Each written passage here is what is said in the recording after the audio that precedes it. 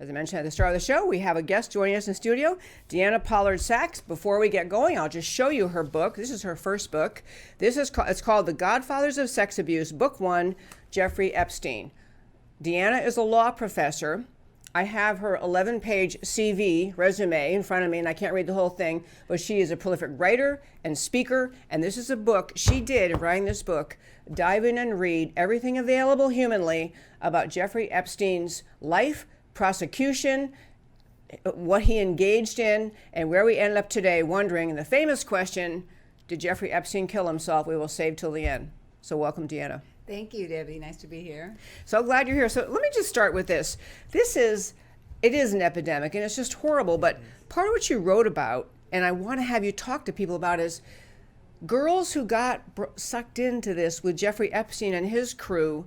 It wasn't the grab a stranger by force and drag.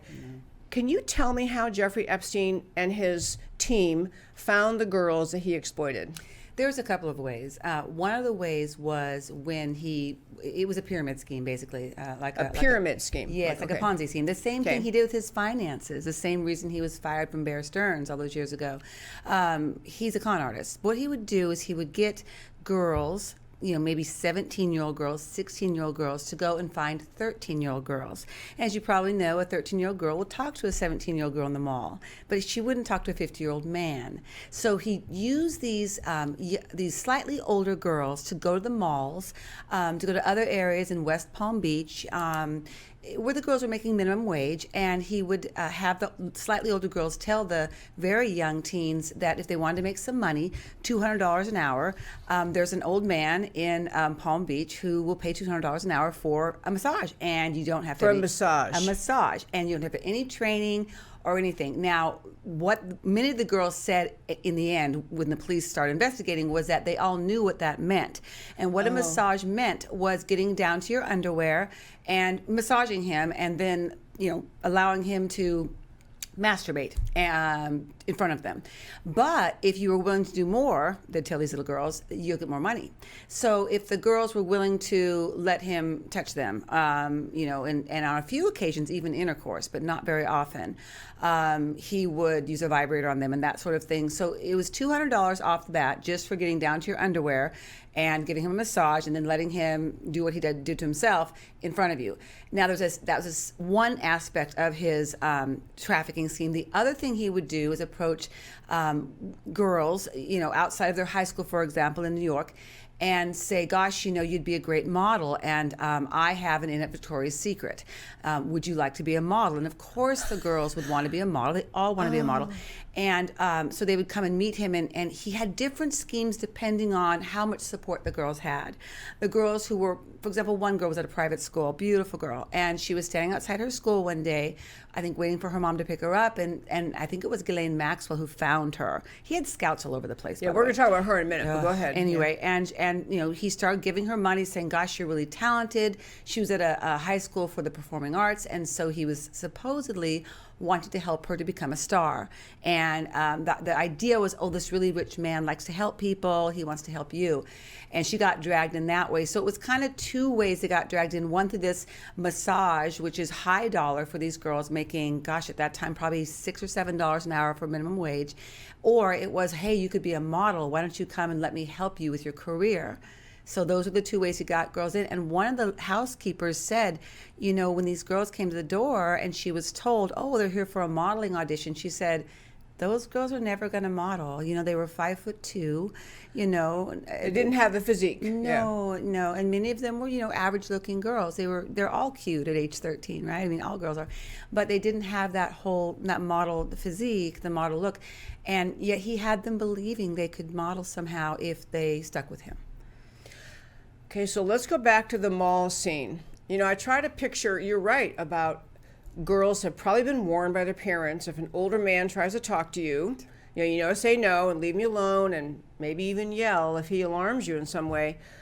But they got drawn in by, and you're telling me now that they got drawn in kind of knowing what that really meant, but $200 an hour, I know that sounds like a lot of money, but I would think they would have been more frightened. It's like they didn't know to be frightened of him. And Well, and there they're- were so many girls involved, and they would have little groups of girls too running around together. And some of the girls were pulled in by other girls in their same high school, so girls they knew. One girl described an older girl who was very popular, and she always wanted her to like her. And so when this popular girl approached her and said, "Hey, you want to, make some really good extra money for Christmas?" It was around Christmas time apparently, and she said, "Yeah, what do I have to do?" She goes, "Not much. All you have to do is, the elder girls would say, this guy's really rich. $200 to him is nothing. So basically, you're just gonna go down to your underwear and massage Give him. a massage. Yeah, and that was. But they knew that they would have to go at least down to their underwear, to their panties, and sometimes he let them leave their bra on. But usually he liked to look at their bodies and kind of comment on their developing, breast buds and things like that. He was so sick. Extremely sick, yeah. Okay, so is it accurate that I always picture girls like that who are receptive to that?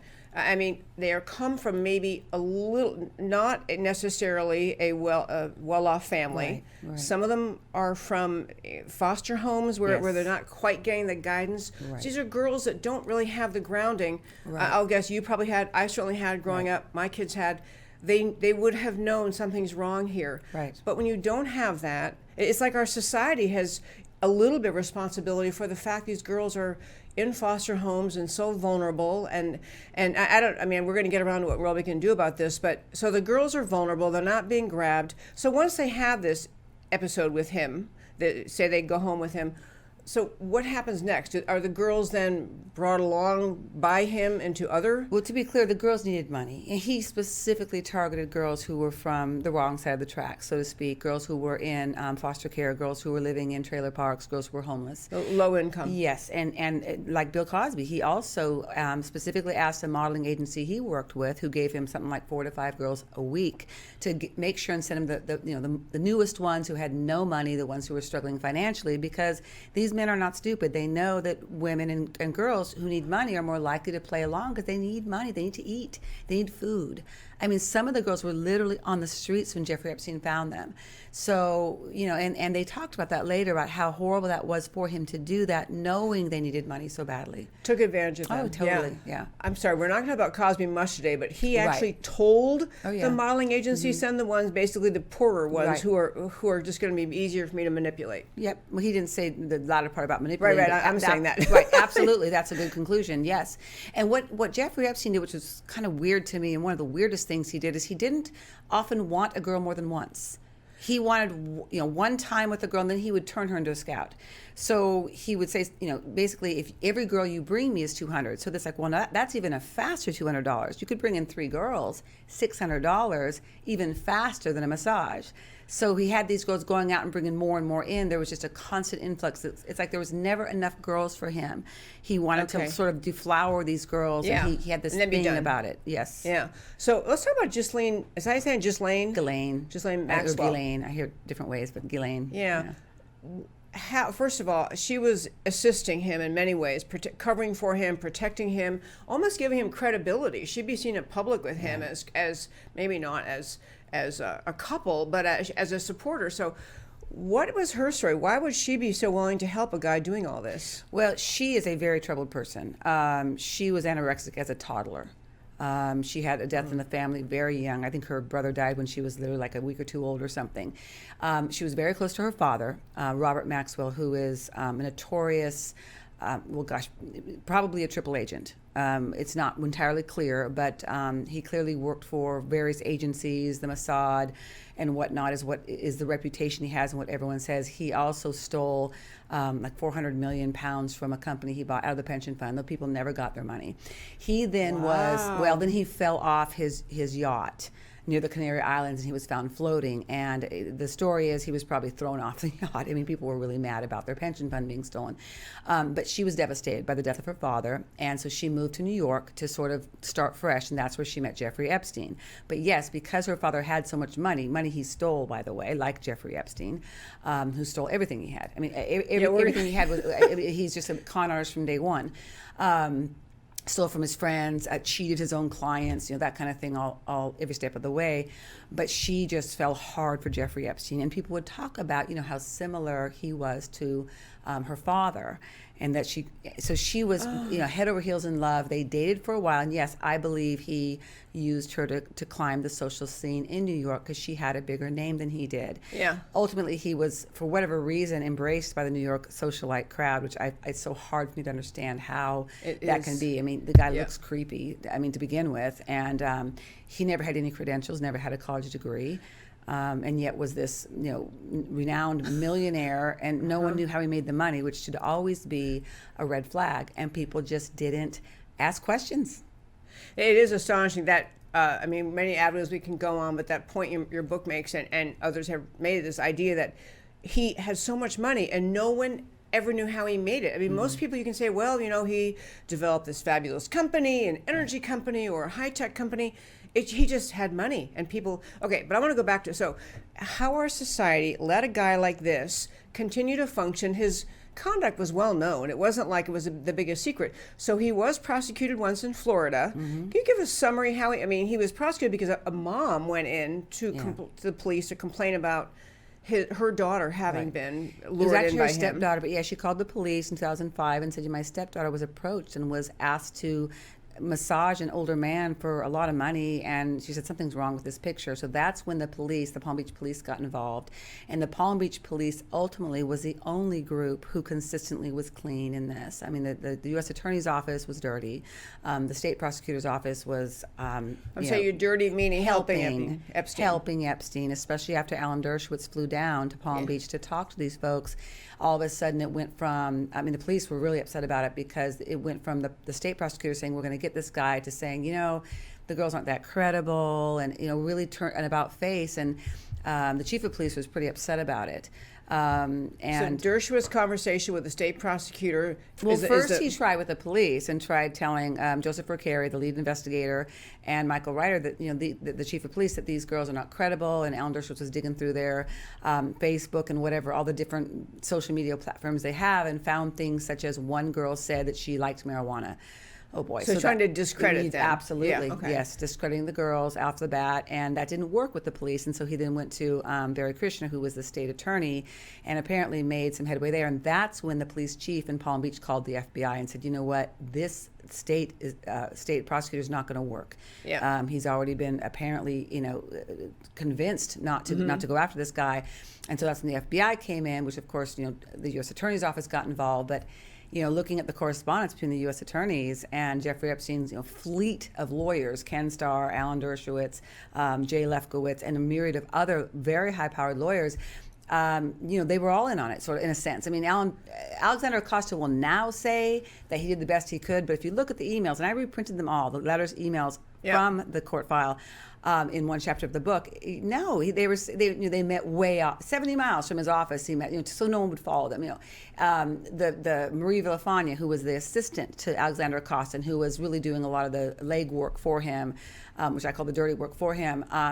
She would send out emails saying things like, I don't like plaintiffs' lawyers anyway, never have. And it's like, these are I don't like what plaintiffs' lawyers. Oh, okay. And the plaintiffs are these girls, these minor girls. Right, Those are the plaintiffs. Yeah. So it just that's inappropriate for a U.S. attorney to say that. We're paying her. She's on public payroll. She's supposed to help us. Right. And to say that it sounds biased. And then she would say things like, I want to come incognito to the hearing. When's it going to be? And I can file the charges or file out of the area so the media won't know what's going on. She was audacious enough to say that in emails. What is the reason? We're going to get to the sentence he got, but what is the reason all of those people in power? My big issue with him, beside that I would still like to have some justice for the girls and all the other people who use them, but how does our society do this, that he pretty much skated most of his life with many people realizing what he was all about. People knew about Lolita Island. They knew about everything he was doing, the Lolita Express.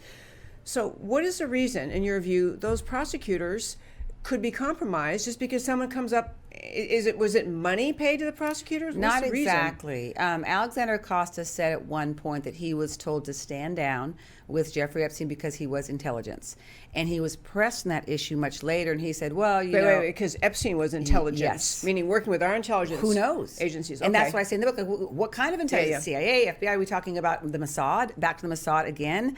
No one knows. And then Alexander Acosta backed down on those statements later when he was questioned about them again. Yeah. And then he said something like, you know, you can't go down every rabbit hole. Like, what is that supposed to mean? It is. So we're not getting answers, but here's what I think. One of my friends had a father in Houston who was extremely politically connected. And she told me years ago that the way it works is you get dirt on everyone around you as a politician so that they can't do anything to you. And if you get caught, then you tell, okay, if they bring me down, I'm going to tell on you guys. I know, you, all so these things, yeah. I think what happened was somebody or some people high up in politics, very high up possibly, were with Jeffrey Epstein, he had knowledge of them, and it was the kind of thing where he had so much dirt on so many people. And he filmed them. That was my next question. He filmed. He had his houses were like, you know, a James Bond movie. They had cameras everywhere. When he brought the men out to his island, which is anyway, his main, I'd say the main stomping ground for his sex trafficking out there, he had everything on film, and these men didn't know it. So all the guest rooms were rigged with cameras, and he had all these films and photographs, and he would say, and Ghislaine Maxwell would say also, we've got insurance. They can't do anything to us. These are insurance policies, these photographs and these films. Of course they are. If you are one of his many extremely powerful clients and you're engaging in intimacy with a minor and they've got you on film, you're never going to go after him. And these are world leaders. These are not just... Right, not just common Joe. Not just, you know, two of our presidents were implicated. Okay, President Trump was implicated to some degree. That did not pan out very well. Bill Clinton was implicated much more so. Oh, yeah. But also didn't. When all the documents were released, everyone expected to find things on, you know, possibly Donald Trump and Bill Clinton. That didn't happen. And Donald Trump, by the way, some of the girls actually came and defended him and said he was not involved. But Bill Clinton is more of an open question. We don't know. He was on the plane a lot. We know that a number of times. Yeah, he was on the plane. It was like 26 times. Yeah. Well, but 26 trips, keep in mind, that could be, you know, 3 or 4 round trips because every leg is considered. So a trip? Okay. Yeah. Well, I mean, yeah. in any case, he was on the plane. Right, but maybe, absolutely, okay. yes. I did read that the girls had said Trump was there, but he wasn't there with the women. Well, the girls said he didn't even talk or engage with them. He didn't engage at all. Seemed to want nothing to do with them. But what we do know about Trump is that he had a lot of girlfriends that were probably of age. I mean, lots and lots, and so did Jeffrey Epstein. And these two, supposedly, in the early, I guess, 2000s, were running around Palm Beach all the time and bringing dozens and dozens of 20-year-old girls home. So Jeffrey Epstein had, I mean, what David Boies ultimately said was, only half the girls he had sex with were underage. The other half were of age, and we're talking thousands of women probably. So he had a lot of women of different ages, but a lot of them were underage and really young. Some were as young as 12. Yeah. Okay, I want to get, there's so much to talk about. I want to, on Florida, wrap it up. So you had a complaint. We just talked about all the state prosecutor, first interested, then not interested, police wanting, FBI got involved. Finally, there was prosecution and a settlement and a plea. So because I think this is astonishing, telling our listeners the sentence that Epstein got. He got sent to it was a stockade. It was like an empty building. He had the entire building to himself. This was where he got, instead of a jail cell. It was not a prison. Yeah. It was not a jail, exactly. No, it was a stockade. And it wasn't that far from his home. He got 18 months, but never served that amount of time. He ended up serving 13. The lawyers immediately went for work release, which you're not supposed to get under those circumstances, but he did get work release. And he was off, up to 16 hours a day. And with girls, again. Well, and now we're finding out he set up a little sham office not far from the stockade where he would go for lunch and whatnot, and he would have girls meet him there. And now one girl is sued saying that during the time he was in prison, so to speak, but not in a prison, he was continuing on with his molesting of girls. Well, he's an addict. And this is one thing that the police said in Palm Beach is this guy cannot stop. He is completely addicted to little girls and can never get enough of them.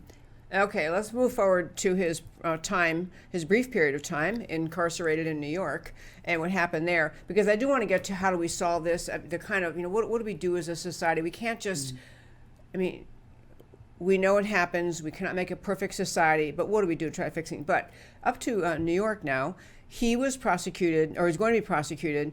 He ended up being allegedly found deceased in his jail cell. Right. And there was, I mean, and all of you listeners, everyone knows that it became the funniest meme of all time for people to try to put in any place they possibly could.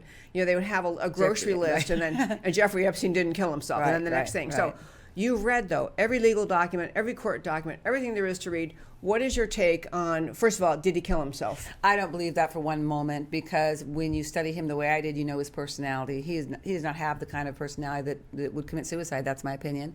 I've known two people to commit suicide, one girl from my high school and one a young boy in Malibu who was only 20 years old. And he's a total narcissist, total con artist, sociopath. I don't think he had the personality for it, and nothing adds up on the suicide thing. Yeah, tell about run through those. Well, you know, for example, his lawyer said he wasn't depressed. He did not seem suicidal at all. His lawyers were telling him he was going to get off. Now, I disagree with that, but that if he thought he was going to get off and have the charges dismissed, then why would he commit suicide? The will he created, okay, that was a horrible will. It went into a trust. I mean, this guy preserved his funds. They're saying, oh, well, it shows he was going to commit suicide. He went and changed his will. Yeah, not really. What it showed was that he put his money into a place where no one could get it. And they say, oh, well, that's for his brother. Well, he didn't do anything for anybody his whole life. Why would he suddenly, before he dies, decide to do something to make sure his brother he hardly talked to. And, you know, what I thought about that was, you know, he made sure and hid that money for at least a couple, 2-3 years, to minimum, to get to it with the kind of paperwork he did. That would give him time too to go set up house somewhere else and go tap into those funds, because they were all going to be drained by the litigation. Yeah. And he wanted to make sure those funds were available. So I have a suspicion he may not be dead at all, because nothing adds up. And when the media lost their bid at trying to convince us he committed suicide, they then went to the murder idea. But here's the deal. At the time of his death, supposedly, he was supposedly found hanging with cloth, a ligature somebody twisted into a cloth and made in his cell, and he was found hanging. Okay. And people talk about, wait a minute, it's really hard to hang yourself with this really flimsy cloth. You'd have to lean forward. You can get enough pressure to cut off your windpipe, but you couldn't break bones with that cloth ligature, right? So everyone's talking about that he had no materials in his room, nothing you could hang himself with. He would have had to lean forward on his cell, on and on and on. And Dr. Baden, who came in and talked about it, was talking about how, you know, they should test the ligature for the DNA. Who twisted it? Who made the noose? Yeah. Now get this, just about a month ago, 60 Minutes has a whole story about Jeffrey Epstein. And now, suddenly, out of the blue, 5 months later, they're saying he had a sleep apnea machine in his cell with a long electrical cord, like any of the cords in here. And then they showed a picture of him with a very clean, like a cord, you know, strangle mark. Okay, now none of that was reported at the time of his death. Right. No photos like that were ever. There was never even a sense that there was any machine, any electrical cord in his room. But now the stories, he had a sleep apnea 5 machine. months later, this story comes up, and I'm just not buying it. I'm like, wait, that is so critical to how he killed himself. And back at the time around his supposed death, no one mentioned that he had any tools to kill himself. This is a new explanation. It's ridiculous. So they had the video camera that should have been running was somehow either turned off. Numerous video cameras were not operating that night, apparently. I mean, they've given us no footage. Yeah, no cameras that should have been running were running. And wasn't it also the case that the guards who had the regular duty that were supposed to be, they would have been checking periodically, somehow mischecking or well, there's a weren't there? substitute for one thing. Yeah. And they were literally 15 feet from his cell. And this guy supposedly committed suicide, and they were supposed to be watching him, you know, at least every 30 minutes. They were right there. And, you know, they're apparently saying they didn't hear anything or whatever. But, you know, the fact that if indeed the body is his, and there were multiple breaks in his neck bones, including the hyoid, which is kind of up under, you kind of have to, that's why in strangulation it's so common. I go into details about this with the experts in my book about how we know that normally is strangulation. You can't hang yourself and get up under there because the noose wouldn't go in that direction. Yeah. So there's that. There's just so many facts that didn't add up. And after the book was written, after it was published actually, is when 60 Minutes came out with that story, which I think is absolutely ridiculous. That is the kind of information we should have had right up front, that he was allowed to have a machine in his cell that he could use to hang himself. But that was never even brought up. So now they're trying to say, okay, well, someone strangled him with this cord. It's like, okay, you guys, when are you going to get the story straight? Yeah. Well, I want to, first of all, if you tuned in slightly late, we're speaking with Deana Pollard Sachs. She is the author of this book, The Godfathers of Sex Abuse, Book 1, Jeffrey Epstein. She has with her another book she has now released. You want to quick show our listeners that one? Oh, sure. This one is on Harvey Weinstein, Bill Cosby, and the Me Too movement. And it was going to be one book, but it got so big it had to become two. And Jeffrey Epstein has his own book. And there was just so much going on there. And like I said, even after the book was published, more came out. Yeah. So it's just been, and this, of course, I had to just revise the other day, and I'll have to revise tomorrow quickly to put in the sentence. He's going to be sentenced tomorrow. But this one goes into, how these three predators are very similar. Their MOs were incredibly similar. Each of these three had a prosecutor in their pocket. Jeffrey Epstein had Alexander Acosta in Marie Villafana. Harvey Weinstein had Cy Vance in New York, and Bill Cosby had Bruce Castor in Philadelphia. So they had people on their side helping these guys against the victims. And sometimes the prosecutors would actually go after the victims and try to discredit them. It was really pretty despicable. The way they treated the women. Yeah. I was so eager to jump into your book, I didn't do an adequate introduction. So Deana is a law professor. She is a law professor at Thurgood Marshall School of Law at Texas Southern University. She is a prolific writer, and on our website we have a link to her book. So if you'd like to buy her book, which I urge you to do, you can do it on Amazon and read for yourself, because I think the whole Jeffrey Epstein thing, I urge you to do that. And then last closing question on this, on Jeffrey Epstein, whether he's alive or dead, which I don't know. I certainly don't think he killed himself. Let's be clear about that. Either he's deceased by murder or he's gotten away somewhere. But as a society, and I know this is a big question probably for another interview sometime, but as a society, the girls, the victims that our society commits to protect through our legal system, really kind of got nothing out of our legal system to help them. They got no justice, no vindication. In fact, you're alluding to the fact that prosecutors in certain ways almost tried to make them as somehow the bad guy or partially responsible. So is there, in fact, maybe this isn't fair at the end of an interview, but what is it we're going to do about that in the future? The next Jeffrey Epstein, are there things we can be doing as a country? Well, I have that in the third part of my book, and I said, what do we do with this information? We know that the EEOC is hiding documents from people. We know that from Megan Toohey and Jody Cantor, who experienced that when they were investigating Weinstein. We know the prosecutors aren't working for us. We know that oftentimes our legislatures aren't working for us. So what I said is we need to privatize. We need to privatize the repository of information. I got the website, the Me Too Network, .com, and I haven't built it out yet, but my idea is that we bring everyone into one forum so we can pool resources to fight back. Attorneys can fight back together, share depositions, share information, share research, share information with the prosecutors who are decent. I mean, that's one of the things that went on in Palm Beach is the attorneys, Jack Scarola and Brad Edwards, actually shared the information with the police because they need the support. So if we could centralize these complaints about sexual assault, sexual harassment, and find out who the predators are. Because one of the things that people seem to think is it's random or it happens all the time randomly. It's not random.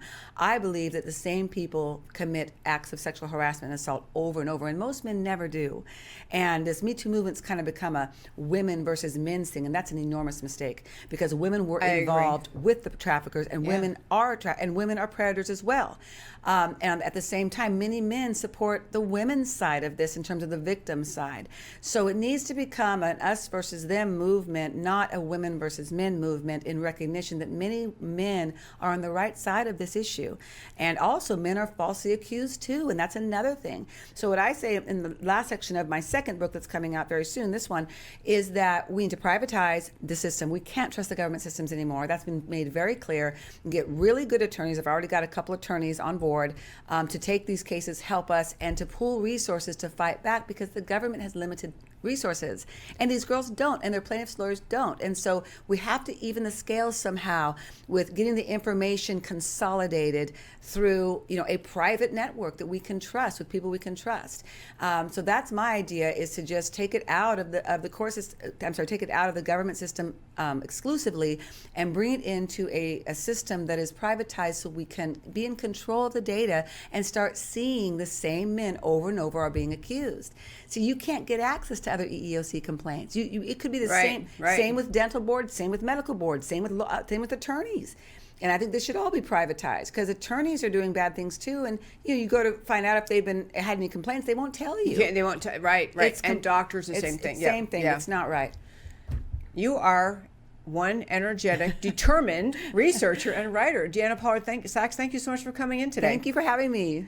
Very, very good, folks. Get this book, read it, be armed with facts. It really will change the way you think about the whole sex trafficking thing and really the whole Jeffrey Epstein adventure, which we have not yet fully resolved in this country.